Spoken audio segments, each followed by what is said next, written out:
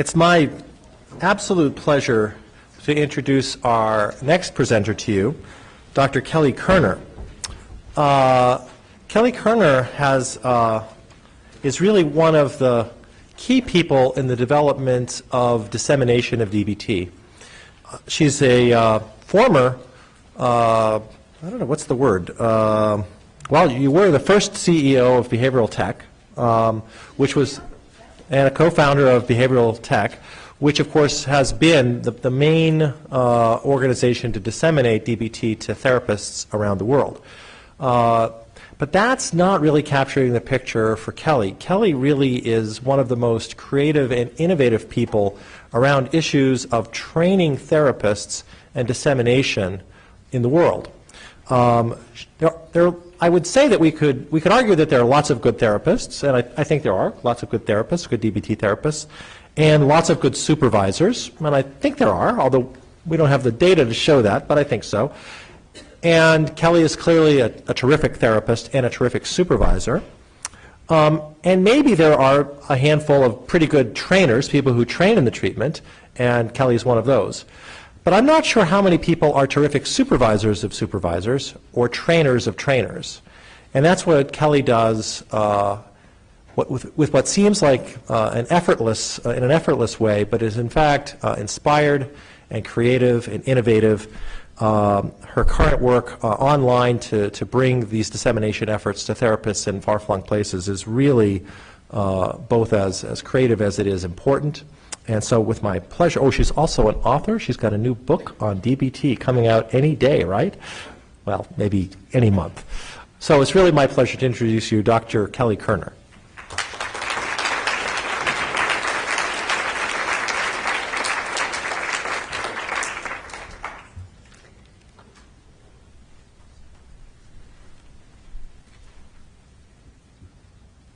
So thank you very much. I'm having a little flush of emotion here at such a positive welcome, and so I'm doing my best to regulate, actually.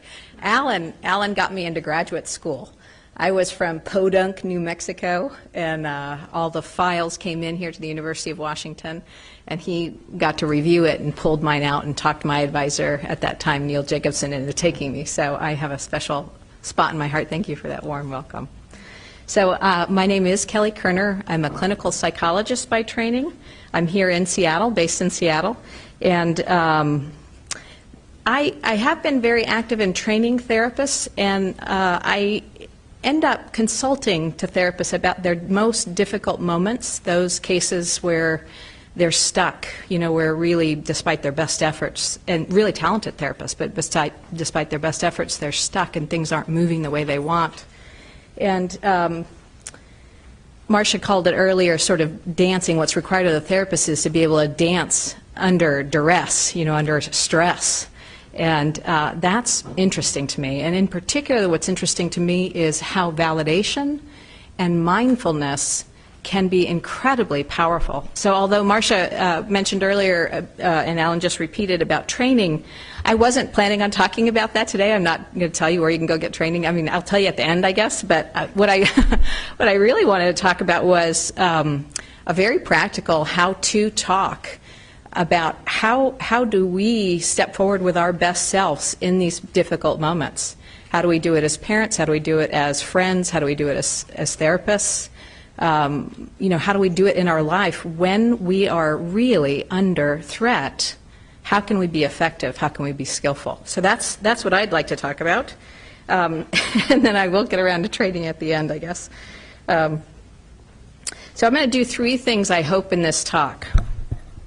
I'm going to try and lay out for you a model of how to think about what the basic problem is, like why do we all, despite our best efforts, end up doing things that are ineffective in a heated moment.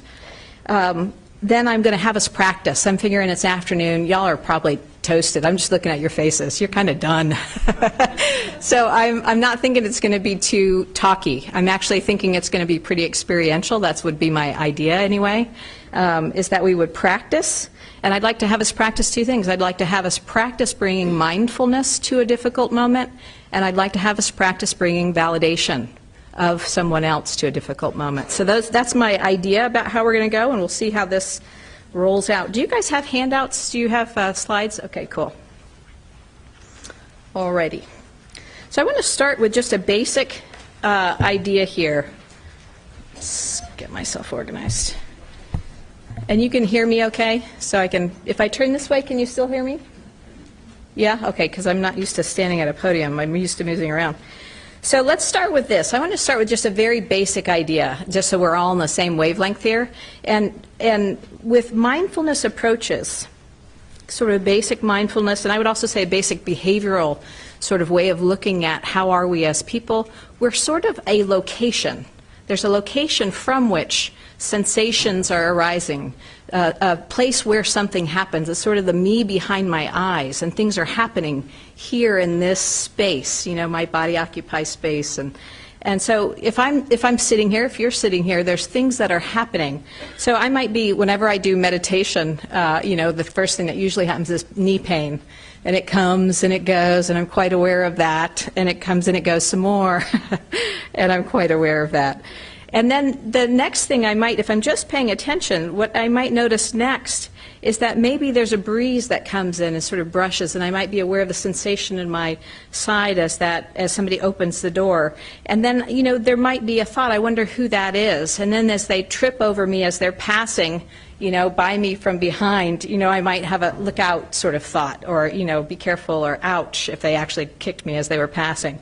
So, you know, we're a place where lots of things are happening, sort of a location where events are happening. And I want to have you just do this for 1 second yourself, okay? I'd like us to, just as a group, just so we can have the same basic starting place for the rest of the information I want to talk with you about, is I'd like you to look for yourself. On your piece of paper, could you just write down 1, 2, 3, 4? Okay, just, you know, space 1, 2, 3, 4, a list going down, numbers going down. And I'm just going to have you look for yourself about what's happening, okay? And we're going to do a series of these. We're going to do 4 little things where you're going to look and see what's happening with you. And I'd like you to just get in a comfortable position, you know, one where you can more or less stay without moving around too much. And I'd like you to adopt a stance, if you would, as if you were standing at a gate. You're standing someplace where things are coming by you. And I'd like you to just think you're going to notice what comes by you. It's almost like, you know, the guys who check off things that come through a gate, and they're tallying what's in your hold of your truck or whatever. So there's things that are coming by you, and I'd just like you to notice what comes by, okay? So here's your first one. Just watching, just like you were at the gate, just seeing what comes by. I'd like you to think right now, just notice, what is happening right now? What is happening right now in your body? You might scan your body. Might be sensations. What's happening in your mind? There may be thoughts. So, for example, for me right now, I'm remembering Kay Linda from our friends down in Chile toward Marcia. You know, it just pops through my mind. Random things come to you. But just watch for 1 moment and sort of what is happening actually right now as you sit. Might be emotion, sensation.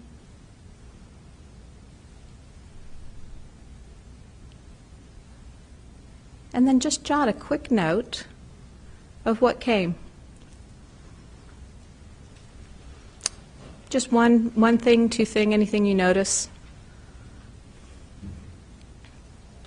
And if you could think about it, what's the quality of your mind? Does your mind feel spacious, kind of open, relaxed? Does it feel tight? What's the quality of your attention right now? Focused, open. Just what's that like? And now I'd like you to just reflect, think back to your break, to your lunch. Just remembering the events, what you saw, what happened over your break. You may have returned phone calls, you may have interacted with people. Just thinking back. And what comes now? Any change in your body? as you're thinking about that, any thoughts that come through, any things you notice now. And again, just a quick jotting of note. What came? What came when you thought about lunch, that break?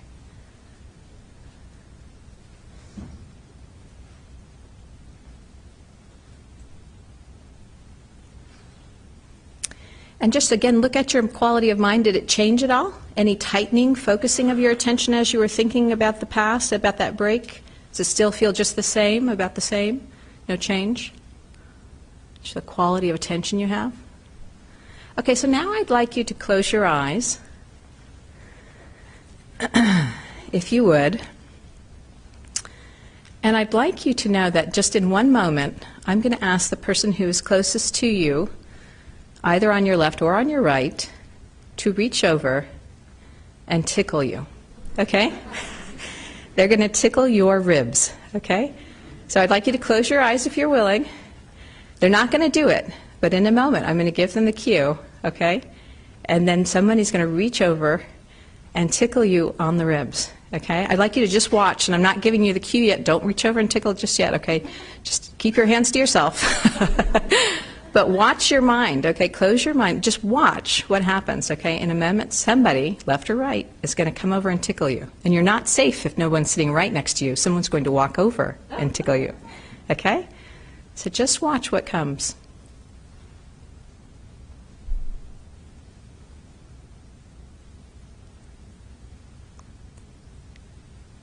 Okay, so take a quick note. What happened? What'd you notice? What came? They're not going to tickle you. Unless you really know them well and you want them to, then you go right ahead. Okay. What'd you notice? And now what do you notice about the quality of your attention? Has it shifted? Is there any difference? Just noticing. Okay? And did you have an action urge? If you closed your eyes, some of you didn't even close your eyes, so you had an action urge of like, no way am I closing my eyes, I don't know who's by me, you know. But if you closed your eyes, when I said tickle, did you find yourself kind of like, you know, wanting to peek, like, you know, check it out? Did you have any action urge that came? So if so, just check that out, okay? Quality of your mind. So the way we are wired, there were sort of neutral, and then I gave you a little something, a little cue that came that probably changed you a little bit, yeah? Changed you a little bit, maybe alerted, you got a little more alert, maybe your eyes actually, even though they were closed, you're kind of like, your attention was shifting, like where's it going to come from, you know, sort of quality to it, maybe? A little cue changes you, you're a changed organism. This is how we're wired. Something comes and we really change. We might be sitting here feeling interested, or maybe something happened at lunch that was a little disappointing or something like that, and a cue comes and we are a changed organism just like that. So watch this one. You're still at this gate, okay? You're still watching what comes. All of us have deep, painful secrets that we've not told anybody that get in the way of us being as validating as we need to be with our friends, with our family. And what I'd like you to do now is I'd like you to turn to the person to your right or find somebody else, and I'd like you to share that secret.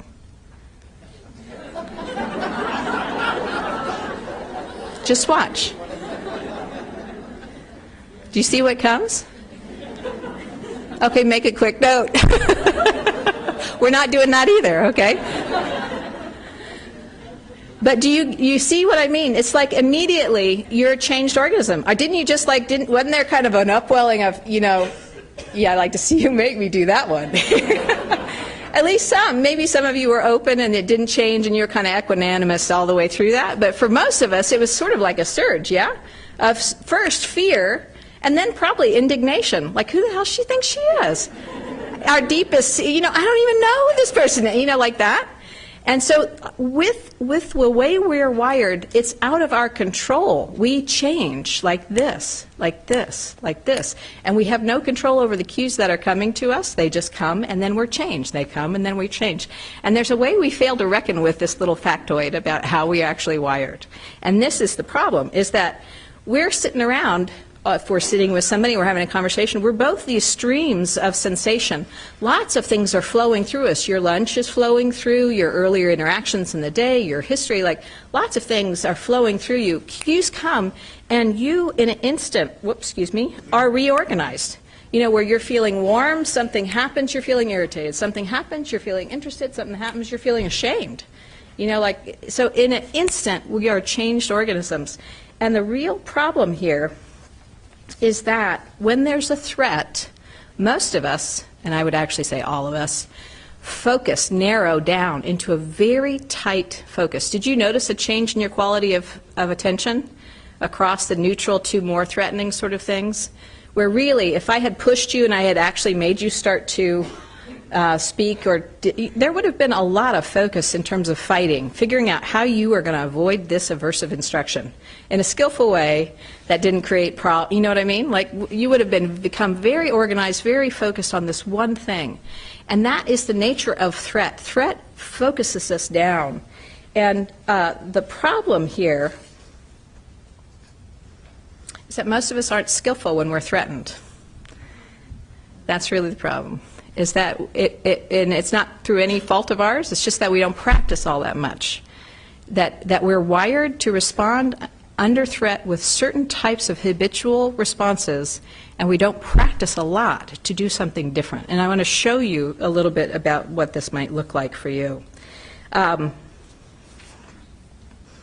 before we go to something hard, okay, I want to do one more that's a little bit easier. I want you now to think of something that's actually positive, something that's happened to you that you felt really proud of in this last year, you felt excited about, something that's coming up in this next year that you feel really, you know, you can't wait. You're going on vacation, or somebody's graduating, or your kiddos, you know, something that's exciting or positive that's happened or is coming that you're looking forward to. Kind of got an idea of what that would be? Could be later when you get to take your shoes off. You know, it doesn't have to be big. It's something positive.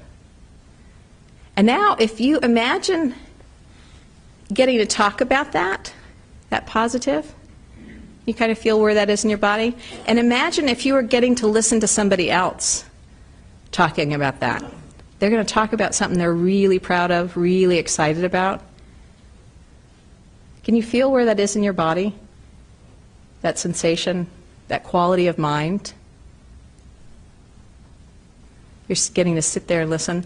There's a quality, to me, this is like, to me, the way that we're wired with all of the stuff happening, much of it out of our control, it's like we're a place where weather happens.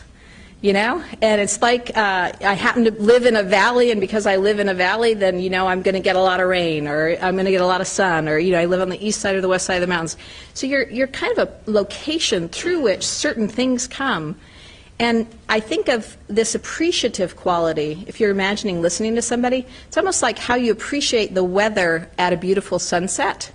You know, like you might watch, and because of the way the clouds are and the particulates and how long it's been since the rain, you know, like it's a beautiful sunset, and that quality, it's easy to be appreciative of the fact that we are locations for weather, we're locations for things to be happening when it's positive. It's more difficult to keep that stance, that knowledge, that fact, that we are locations when things get threatening.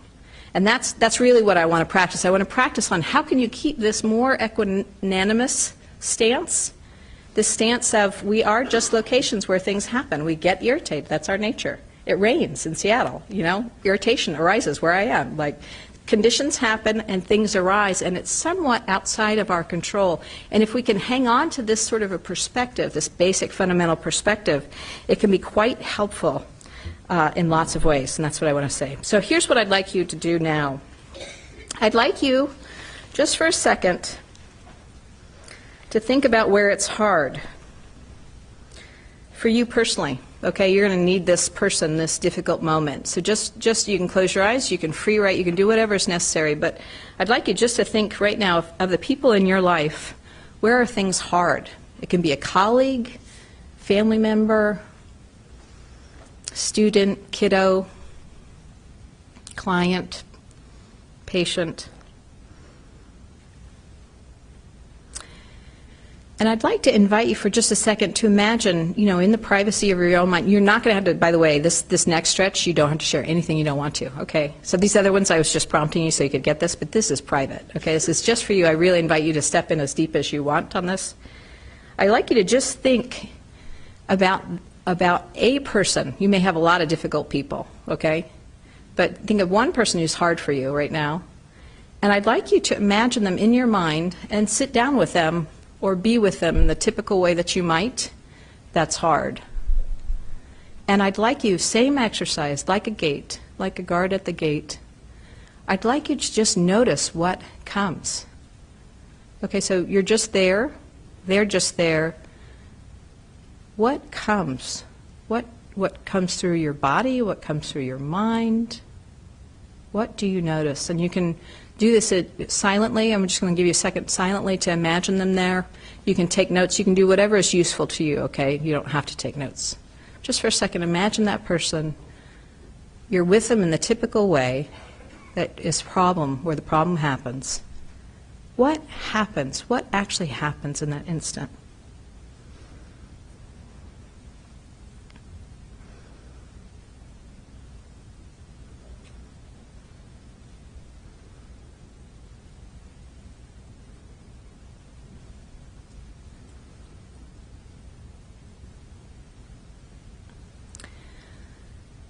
And right wherever you are in that kind of image, if they were going to do the thing that really gets to you, that really gets to you. It could be a gesture, it could be something they say, it could be a look. What would that be?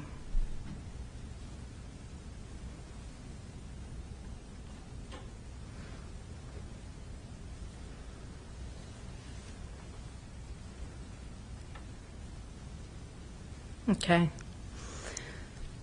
So just where you are, your person is not going anywhere. They're just going to sit there nice, quiet. It's like you could freeze frame, okay? They're there. You can always go back to them anytime you need to. Actually, you probably will go back to them. Some of you will even go back tonight. Okay.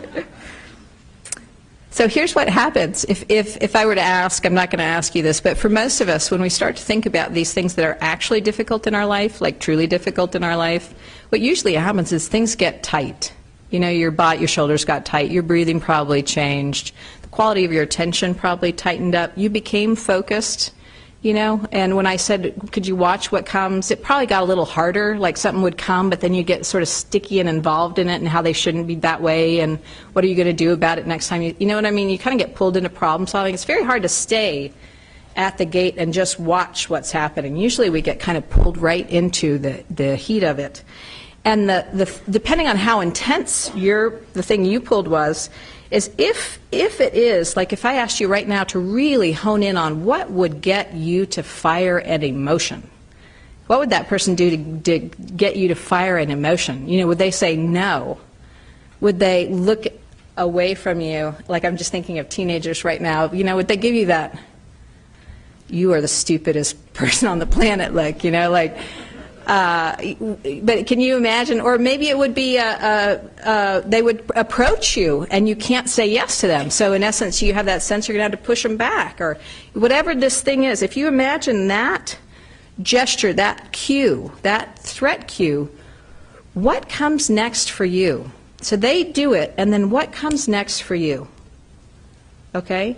This is what I'd like us to look through, because the typical thing that happens for most of us is we are like, when a threat cue comes, is that we're kind of responding away, and then the threat cue comes, and then it's like we become very focused on this one thing, like how are we going to solve this problem, how are we going to solve this problem, how are we going to get the threat to go down, how are we going to get the threat to go down, and all the possible range of things we can do becomes narrowed down.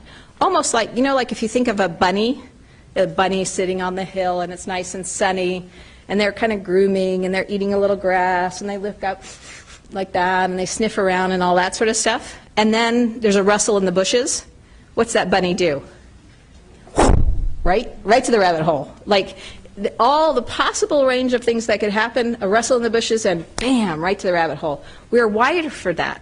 Threat, you go straight to safety. You, without really thinking, depending on how high the threat is, you reorganize it in a flash towards safety. And we are like that. Our brains are wired like this. If the threat is high enough, if somebody blocks us from something important, before we know it, we've all the possibility of responding compassionately, responding in curiosity, responding with whatever. If there's a threat, we narrow, we become focused, and we head right toward that rabbit hole. And this is what I want to work on. I really want to see, if you could, for just 1 second, take a look. This one is, if I go back, it's sort of like here you are, you have all the different things that are possible when the threat cue arrives, and then you have a habit of what you lose, what happens to you when you're under threat. And I'm kind of curious if you could lay that out. Could you take your cue, just for a second, again, we're going to build up here. Identify your cue, okay? What does a person do that would get you? And then what do you do next? When you are threatened, what do you do next? The threat can be not necessarily of safety. You're not going to get what you want, from the interaction. But what do you do next? Can you just take this one I will actually call on a few people if we could. If a threat cue fires for you, what do you know about your habits?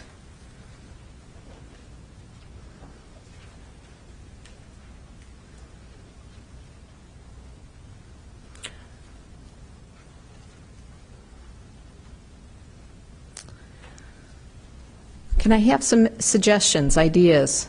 What do people know? You could give the cue, yes?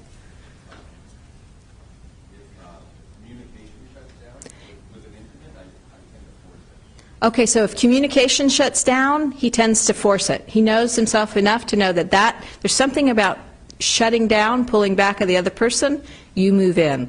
Yeah, okay? Other, yeah. You fire back. Cue comes, whammo, battle's on. Yeah. Become impassive. Your face goes, nothing is getting to you. Okay, very nice. Yeah.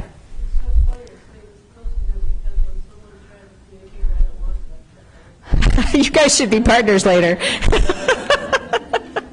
You could drive each other quite crazy. Good. Okay, so we have these habits, and it's neat to see how fast people can do it. But these habits happen and fire so fast that it's actually quite difficult to get yourself to do them different. Have you noticed this? That's where I really want to focus, because the problem, at least from my perspective, is that we as therapists overestimate how easy this is to change. It's really hard to change. I don't know, maybe you've tried to change it, but I've been trying to work on not snapping at my partner for the last 6 months, like really religiously. Like I know exactly what I do, I know what the cue is, and to get myself to do it different when the threat comes, when I walk in. I mean, I'm going to give you my example here, and you guys can help me out, actually. But it's very difficult to get yourself to do it differently, and yet that is what is required in these moments, is to get yourself to do it differently. And what I'm going to argue is the key skills that you need in these moments are mindfulness and validation. Okay, and so what is validation? I mean, mindfulness is really what I want to start with here. So mindfulness, I'm going to use the definition that I heard from Tara Brach at a conference not too long ago. Some of you might have actually gone to it. Mindfulness is paying purposeful attention without judgment to the present moment. And I like that she kind of broke it down into two components. One is what is happening right now. Okay, this is the sort of what is actually happening right now in my body, outside my body, but what is happening right now.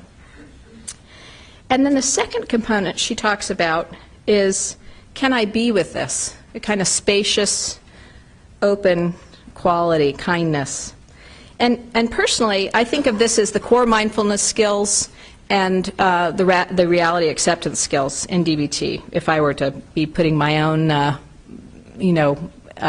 background in meditation onto this. But that's the idea. What is happening right now, and can I be with this? And this is what I'd like us to practice, actually. We're going to do from here out is all practice.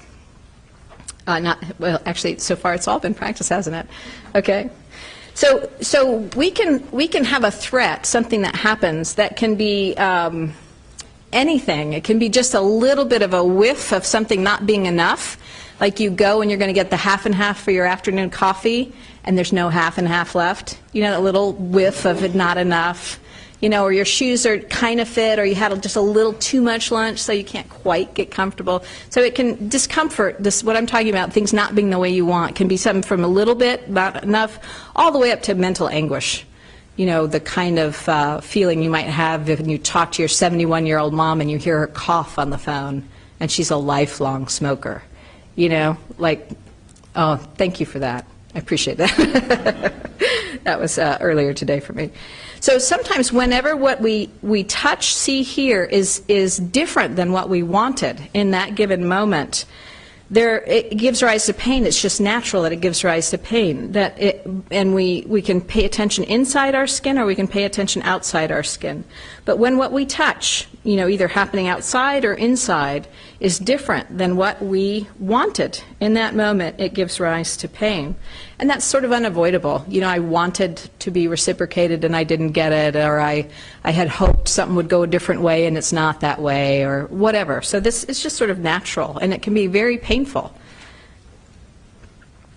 But then it's what we do about it next that becomes problematic, and that I would like us to look at, these habits that we were just describing.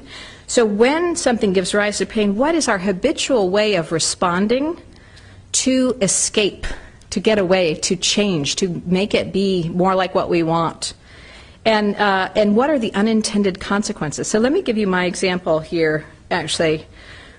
Say I come home, and it was the last day to turn in the checks so that my kiddo can get into her after-school programs, okay? And if she doesn't get into her after-school programs, who's going to pick her up? Moi, okay? And who's going to lose 2 hours of their workday? Me, okay? And who was supposed to get that check in? My partner, okay? So I walk in, and what's sitting on the table when I walk in but the check that was supposed to have been turned in today, okay? And then who should come into the room next but my partner, okay? So here I am, seeing 2 hours of each of my work days, 10 hours, my work week has just cut down by 10 hours. And in comes the culprit, okay? Okay? What do you think my habit would be? Right in that moment, like what would what would you do? What would I do? Yeah. Yeah, don't you want to, you immediately want to say, what were you thinking? I left it right here, you said you would do it, you know, like immediately, right, like that, okay?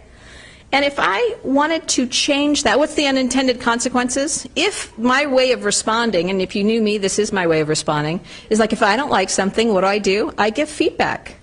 You know, I change the environment. I am not a person who sits around like if something's not going the way I want, I get in there and I fix it, you know, and if I can't fix it, I fix it some more, you know.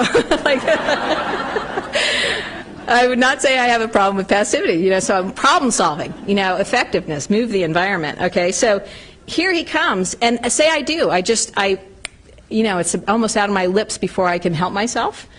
What are the unintended consequences of that habit? Probably over time. Some of you have the same problem. I know you know these unintended consequences, right? There goes the whole rest of your evening, right? The person feels like they never do it right. You never give them the benefit of the doubt. You know, it's just like, you know how it's going to go if you do your old habit, okay? So to get this to go different, the idea with mindfulness here is that you would bring attention to bear. I don't know if you could see that warm up. You really bring attention to bear. A concentrated, purposeful, paying attention on purpose. What is happening? And can I be with this? Okay? I come in, I see the check. What is happening? And can I be with this? In that instant. Okay? That's what it would actually take, probably, for me to not have it out of my mouth before I notice, right? And I probably even have to practice that in my mind.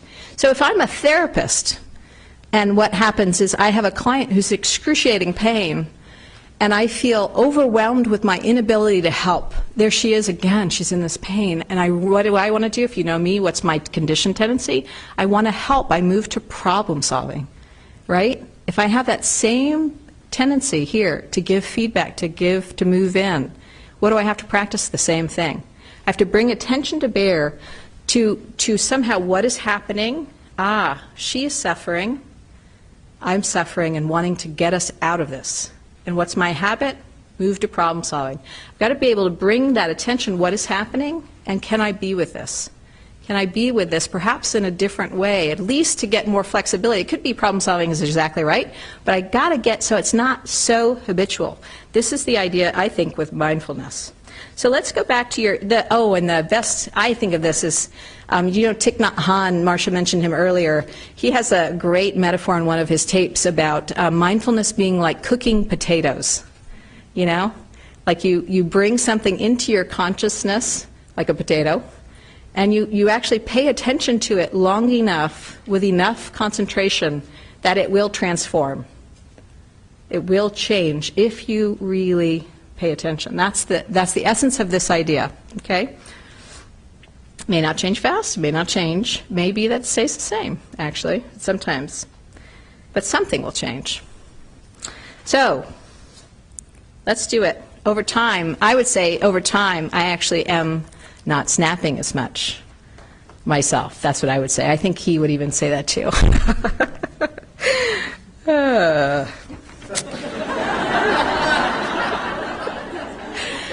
Yeah, shall we call him? Yeah. I will get me off track. I was just going to tell you a funny story about that very thing. I said, yeah, I'll tell you, okay. So I said I'm teaching a class right now, and one of the things I'm teaching is therapists how to give feedback, skillful feedback. And I said to my partner, Tom, I said, I love giving feedback, because I was all going on about my class, and he goes, yeah, you do.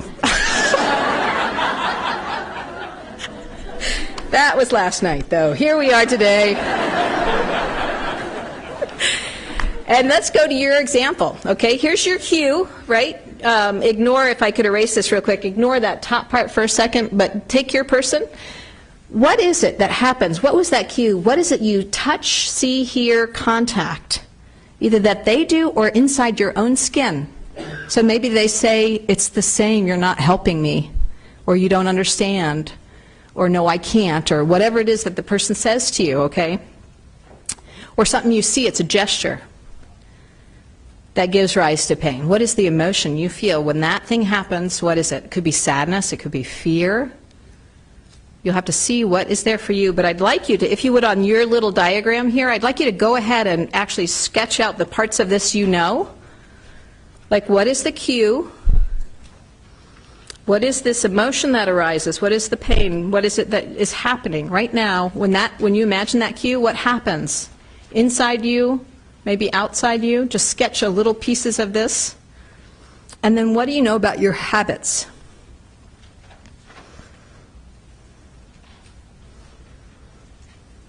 That maybe have unintended consequences and cause you suffering.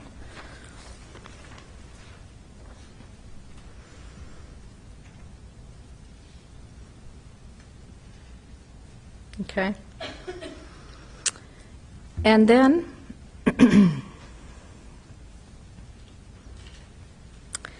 I'd like to invite you. Does everybody have it? Anybody having problems with kind of getting what your pattern is? Or questions that have come up as you're trying to put yours into this sort of a framework? Got it? Okay.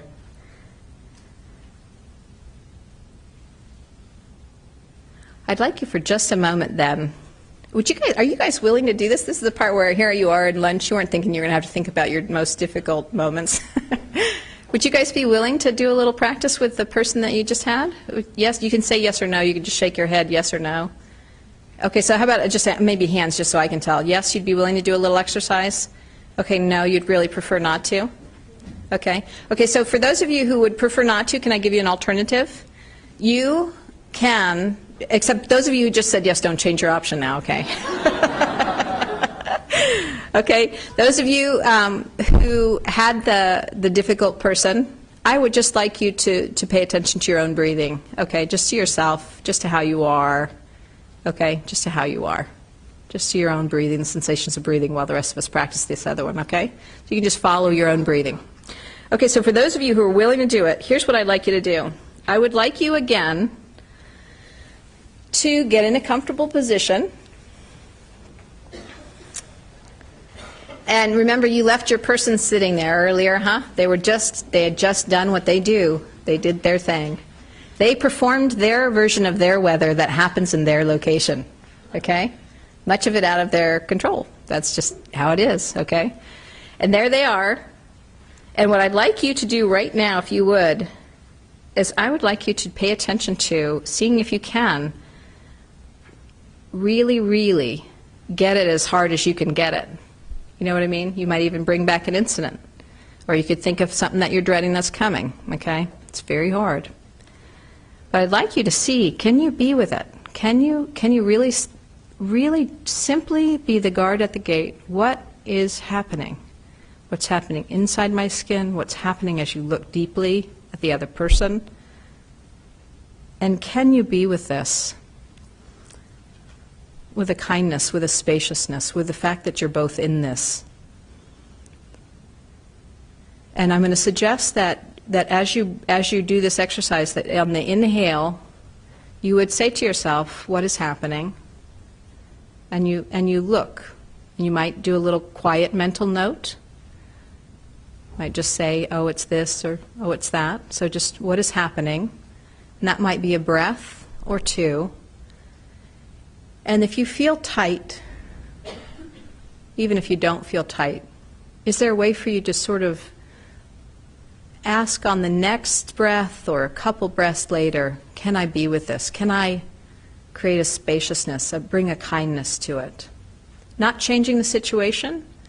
For me, the check is still right there on the table. The facts are the facts. They're not magically different, nor are you. Just what is happening, and can I be with this? Okay, so just for a moment, bringing that person to mind, the difficult cue is happening. What is happening right now? A breath. And can I be with this? A breath.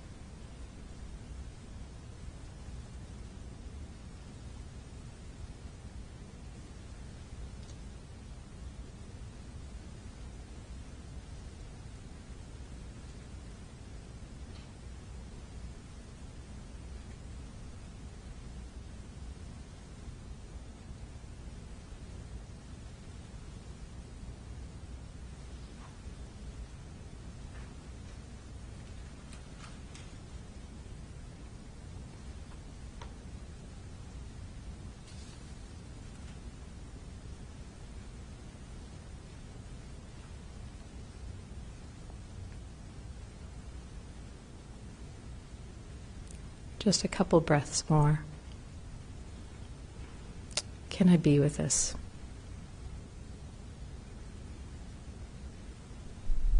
Can I bring kindness, a sense of compassion?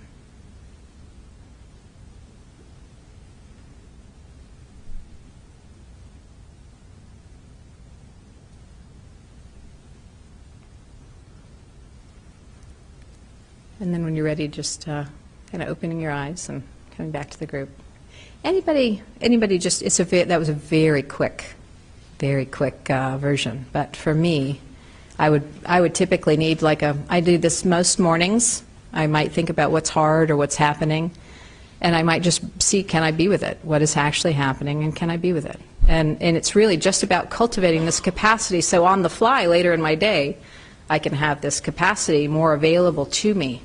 But anybody willing to share sort of anything you noticed? Any things that came to you? Could be that your mind wandered. But, and yeah. Well, what I noticed most pronounced for me is that it never occurred to me ever in my life to think about whether I can be with a difficult situation. It isn't that I was necessarily trying to solve a problem. I was trying to find within myself a way to change, to make the situation, well, I guess that's problem solving for myself. Yeah. But I never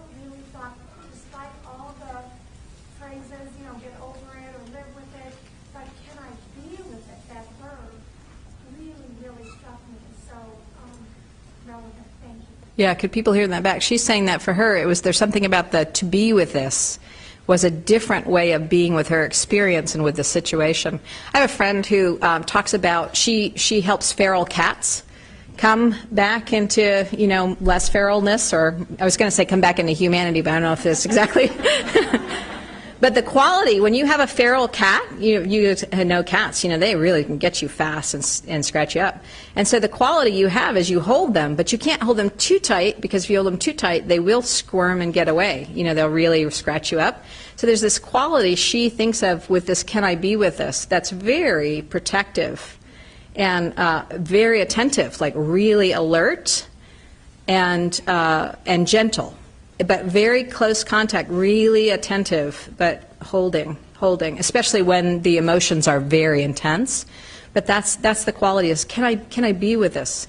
The other one that another friend of mine has is sort of like a literal spaciousness.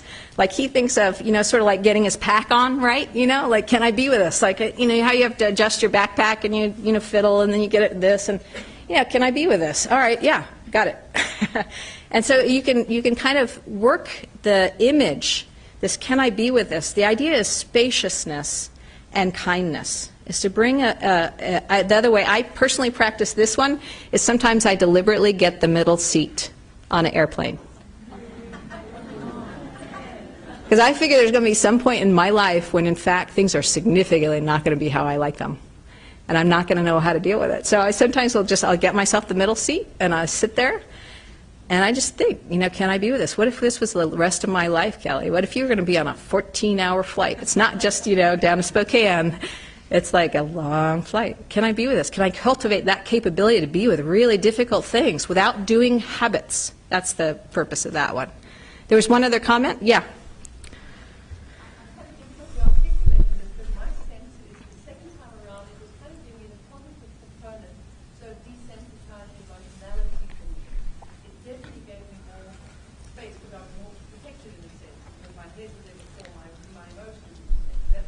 Sure, that makes sense. She's saying there was something that was more cognitive, a little bit more sense of distance almost, or less emotion that next time through. Yeah, and you might deliberately go back over to what is happening. Wow, you know what? There's intense emotion there. Lots of times there's intense emotion, and can I be with this? It might get a little bit more. Yeah, I can. It's a big value of mine not to, like for me, it's a big value of mine not to make my partner feel like he can't do anything right. Even if he can't. No.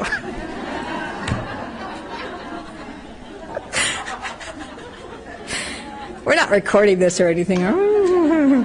Okay. Yeah, oh, yes, we are. He won't watch it, will he? Yes. All right. He knows I use him as examples. I just don't think he really realizes how much I use it. Don't exaggerate. Okay, so here's the last part. The last part is we bring validation. So that one, I would just invite you, to the extent that you're willing, I mean, that one I would say take that away. Like, to me, of the DBT therapist, what did I get from the very beginning? I had a mindfulness practice. I actually do seated meditation, but I also do a martial art that's very focused on how can you be mindful under real threat, like somebody's trying to punch you, like how do you stay mindful under that sort of circumstance? And so this ability that we were just talking about is when a threat cue comes, can you actually notice what is happening, notice that you've narrowed, and then figure out how can you get yourself back and regulated. But not, I would say not, sometimes it's very active, and other times it's simply not. It's just knowing this move of, can I be with this? Can I be with this? And having that capability really overlearned. Okay, so then the last part I wanted to focus on was validation. And this one, if we were going to help me, I have this as therapist and client here, but you know how we were just laying out our patterns, our habitual ways of responding to threat? So if you guys were going to help me with my pattern of how I regulate threat, like so the thoughts and all the stuff that comes, I see the check there, what does it mean? I'm going to lose all these hours. He thinks his work is more important than mine. Can just rapidly escalate into a whole meaning of things. And say as a therapist or the person helping me, that's my pattern, okay? So your job, in essence, is to help me notice that pattern of how I regulate threat. A threat comes, and what do you habitually do, Kelly? You respond like this, right? So it's fear and then attack. or it's shame and then attack. Okay? Do you see that? Can we see that? Do you see how common, how habitual, how rapid that is? Okay, what if we were to do something different? And so you as therapists, in essence, are helping me see the unintended consequences of how I escape, how I change, how I get away from things I don't want. And the biggest thing I would say with some of DBT's validation is that you don't say you are having the problem, whereas I, on high, have not had this problem. You say, in essence, we are in this boat together. Too bad we got human brains, but this is how they work. You know, threat cues come, we all tighten up, we all act in ways that are habitual, and that's how we are. You know, we're bolt for our rabbit hole. So here you are doing it. I did it, you know, last night. You know, I did it 5 minutes ago. Like, it's just a quality of our human brains. And so there's a warmth that the therapist is radiating of, you are in the boat with me. You are, there's a big, on the acceptance side of this, there's nothing you are doing that is not fundamentally the same for me. You may get more intense. You may use more extreme escapes. But at a fundamental level, it's the same old process. You know, it's just that I snap at my husband, whereas you ended up somehow all the way out to cutting yourself or, you know, destroying all of his clothes or something like that. You know, so where we end up might be different. But in terms of the basic process, no difference. Okay? So this basic stance is what we're going to try and practice here. And the helpful person is really, besides radiating sort of warmth, this idea that things are caused and that it's all about how you're going to respond to these weather patterns in your life, is that the therapist is going to start validating until they see the person become more flexible. Actual sort of not so narrow and threat focused again, but actually broadening out. So if you were helping me, for example, you would validate my emotion. So I'm telling you about the fact that the check is there and all these reactions I had to it, okay? You might say to me, wow, you are really angry that this didn't get taken care of, right? And then you might say, it sounds like part of why this is such a big deal is because there's a big fear that you're going to end up not getting your hours in. Yes, right? So you would be really validating the emotions. You'd be mindful of what probably is happening in there, and you'd be articulating it, saying it. And I think of this as almost like the therapist is sort of lobbing in, whoops, we're not going to do that just yet. You didn't see that. Okay, the therapist is lobbing in validation, and I really want us to practice this. This is the last thing that we're going to do together as a group right here, is in these tough moments, as a therapist, often when people are telling us about these tough moments, we're not so good. I mean, you guys are probably better than me, but, you know, like when certain voice tone comes my way, you know, like whining and a lack of action, that really gets to me. Like if we were going to put my little irritations, that would all go all the way up to high. If there's a whining, there's a sort of tied upness to it, that's very hard for me to validate. Okay, so I want to give you some tips about how to validate in that particular moment. But it takes you being able to see your pattern. What's my pattern? Whining comes, the cue comes. What's my habit? You know, what are the unintended consequences? I'm going to escalate my poor patient. You know what I mean? So I want to do something more effective. So whining comes. What's my habit? Do you know yours? Okay. And we're not going to do that. What we're going to do instead is we're actually going to validate. And we're going to validate, I would say, for whining just because it's so fun. I hope you guys don't mind doing a little whining here at the end of the day. Okay, so you can whine about your cue, the thing that you already had, that we were talking about, your difficult person. Or you can whine about any old thing. Your shoes could be too tight. You know, your chair could be a little uncomfortable or whatever you want, okay? So right now, get a partner. I'm going to tell you what you're going to do. Find a partner with whom you can whine, okay? Just very quickly, partner up. I don't want to. You can whine about having to do the exercise. Okay? So if you would, raise your hand. Raise your hand if you don't have a partner. Anyone not have a partner? Ciao. Yes. Martin, right behind you. Okay. Yeah? Okay. All righty. Here is what I'd like you to do. You ready? Quit your whining. Okay, here's your instructions. Ready? Are you ready? Okay, decide who's the whiner. You may not both whine at once. One person is the whiner. Okay? Okay. And now your other person, the other person is not the whiner. Okay, you're going to be helpful. Okay? Helpful person. Okay, whiner, here's your job. Whiner, whine. Like, don't hold back.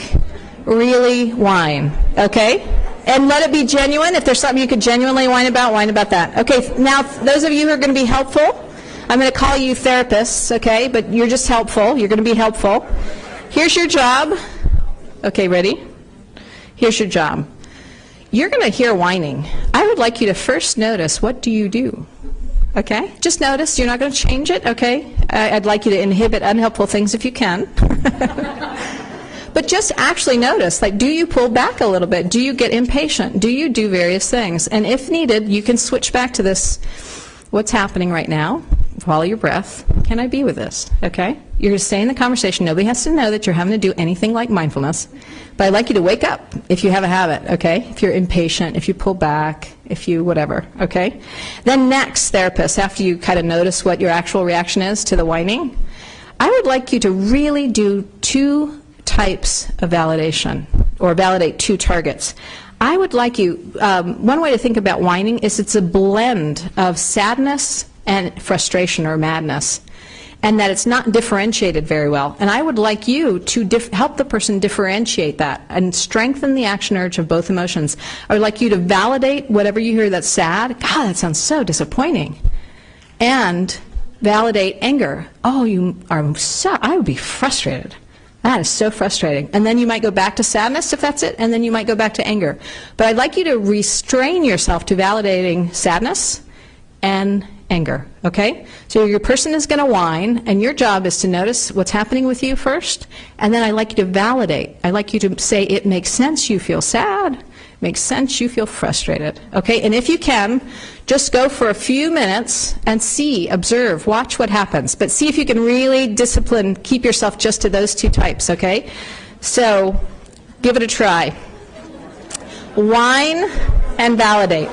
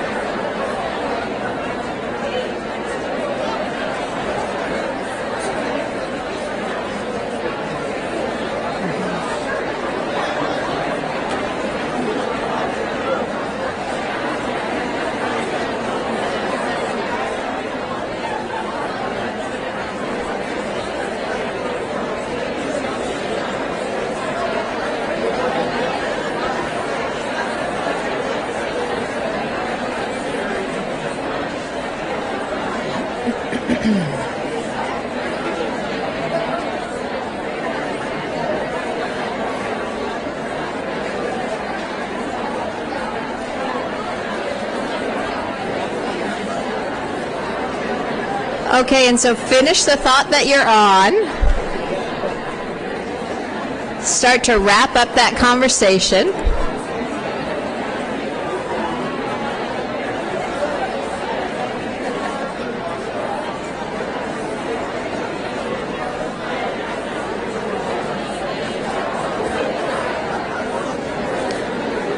Alrighty, so let me ask you something. Whiners, all of you whiners out there. Whiners, what did you notice? Any whiners notice anything? Yes. Your frustration went down.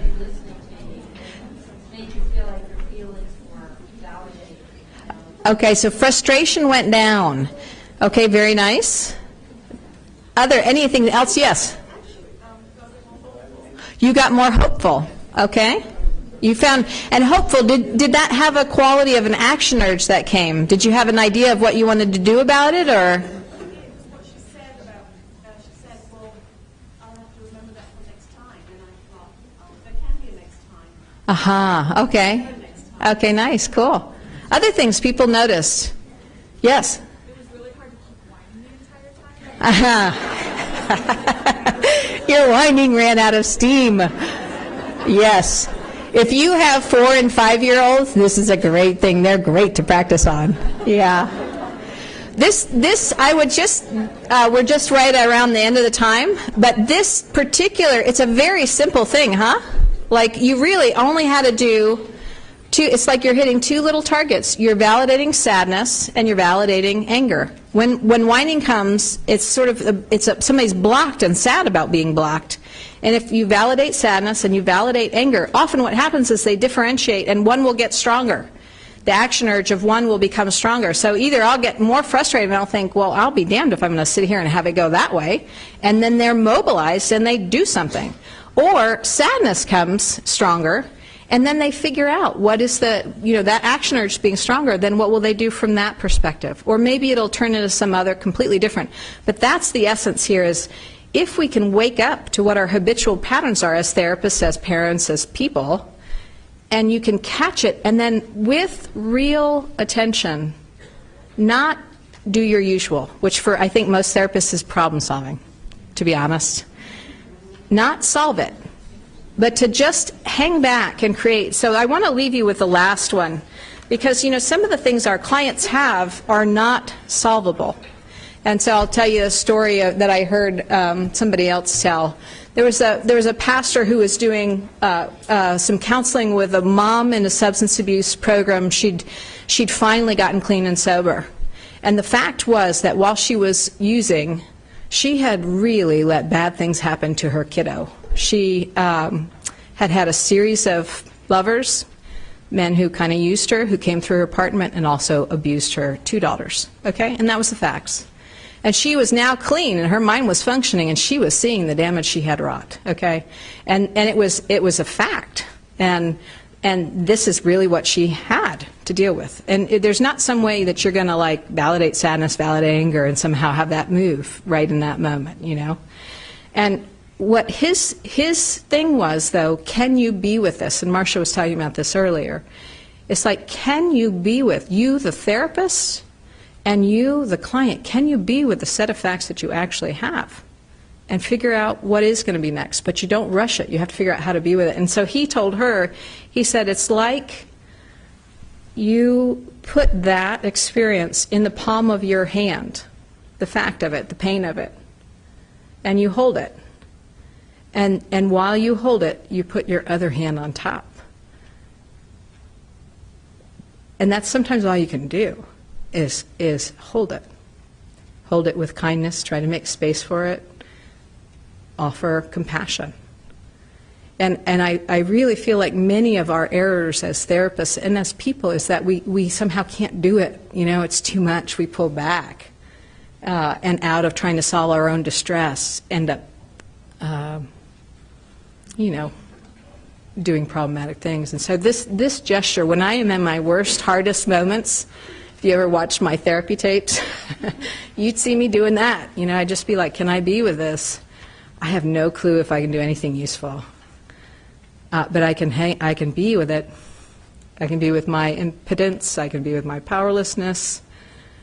I can at least stay here in contact. So that gesture, you might, that's what I actually ended up doing with the check. And then I did. I was sitting there thinking, can you be with this? Tom's in the room. There he is. And he saw where I was standing, and he said, oh, no. And he picked up the check, and he ran down to the office, and he turned it in. Do you know what I mean? So it's just like, and we had a really nice evening.